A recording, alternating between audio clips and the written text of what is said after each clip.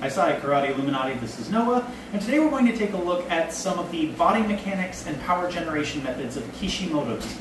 Now, KishimotoDi is a rare shurite system, and it doesn't move in the same way that most modern karate does. It doesn't have a lot of speed and snap, it doesn't utilize kime. It's very much about flowing and bouncing and softness. And this is something that makes it appear to be weak in comparison to modern karate styles. But you have to understand that the mechanics that are demonstrated in the kata are very specifically used to provide power for the applications of those kata.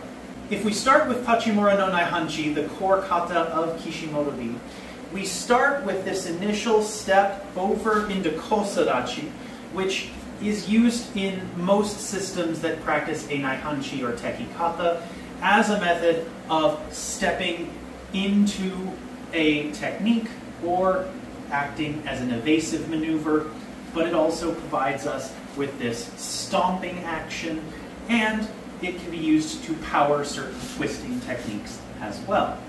Now from our cross step, we bring our foot through the knee and set down in Kokutsudachi, a back stance, before we actually shift into Shikodachi, which is the stance that the kata is primarily performed in. Now that shift is actually part of the power generation for this kata. Specifically, we're shifting in as we execute this Geran-Barai.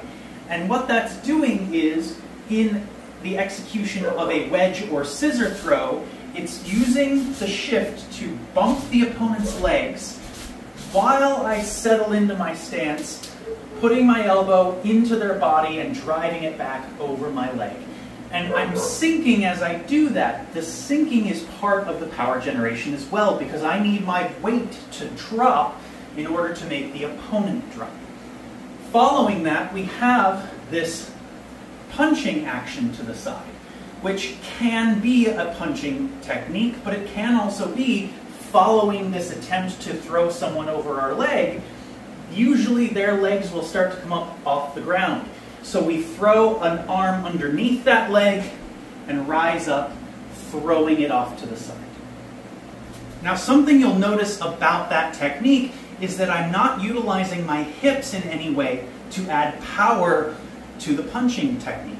And that's because I'm in Shikodachi. If I try to use my hips, my knees are going to wobble out of alignment.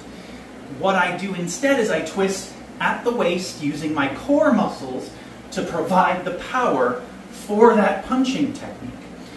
This isn't as strong as driving in and rotating the hips, but it doesn't necessarily need to be, because these types of techniques are often applied in conjunction with throwing techniques or with the opponent running into it. So what you've seen is the three main power generation methods that are used in KishimotoDi.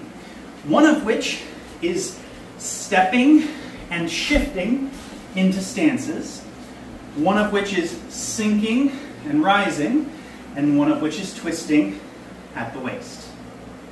And you'll notice that most of the techniques don't have a definitive stopping point where they lock into place the way most systems that utilize kime do.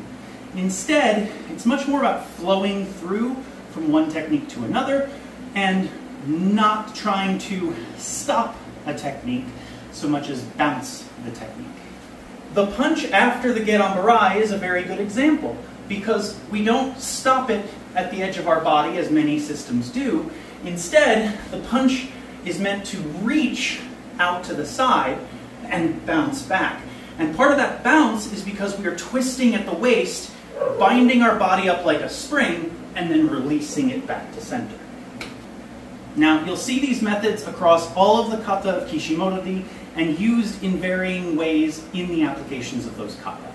But if you don't understand the applications of the kata, it can be difficult to understand why these methods of power generation are appropriate for those techniques.